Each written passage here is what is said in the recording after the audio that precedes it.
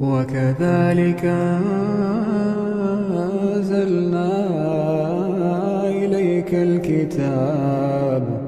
فالذين آتيناهم الكتاب يؤمنون به ومن هؤلاء من يؤمن به وما يجحد بآياتنا إلا الكافرون وما كنت تتلو من قبله من كتاب ولا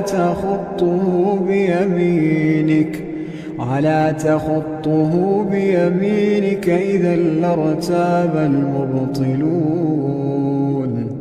بل هو آيات بينات في صدور الذين أوتوا العلم وما يجحد بآياتنا